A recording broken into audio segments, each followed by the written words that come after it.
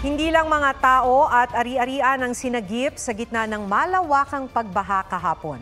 May ilang buwis buhay na sumuong sa baha para mailigtas ang ilang natrap na hayop. May report si Mark Salazar.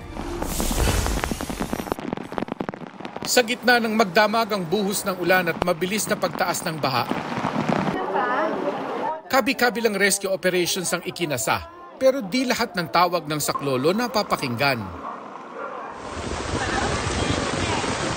Gaya ng asong ito na natrap sa gate ng isang bahay sa gitna ng abot dibdib na baha sa Barangka Marikina. Pero delikado man, buwis buhay ang nilusong ng isang lalaki para sagipin ang kaawa-awang aso.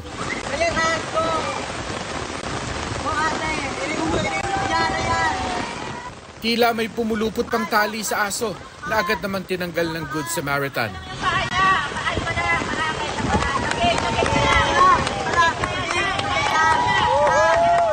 Ayon sa uploader at sa nag-rescue, inano daw ang aso mula sa kabilang barangay hanggang sa natrap sa gate ng halos 1 oras. Ligtas namang dinala sa evacuation center ang aso. Yung bahay inanod na. Halos anuri naman ang mataas na baha ang nawasak na bahay na ito sa Valenzuela. Alam, may pusa. Wala bang tao dyan?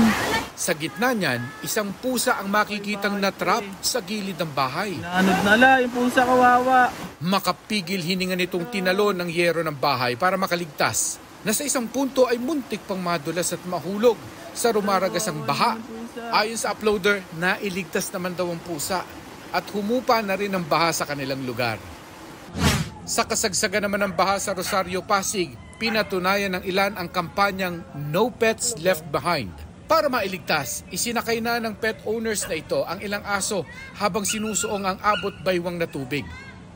Pinarangalan naman ng People for the Ethical Treatment of Animals o PETA ang Manila Disaster Risk Reduction and Management Office sa kanilang pagsagip sa mga aso sa gitna ng hagupit ng habagat at bagyong Karina. Sa oras ng sakuna, paalala ng PETA, magpaskil ng mensahe sa mga pintuan sakaling mag-evacuate para maalerto ang mga rescue team na may mga alagang hayop din na kailangang iligtas. Mark Salazar, nagbabalita para sa GMA Integrated News. Huwag magpahuli sa mga balitang dapat ninyong malaman. Mag-subscribe sa GMA Integrated News sa YouTube. Sa mga kapuso abroad, subaybayan nyo kami sa GMA Pinoy TV at sa www.gmanews.tv.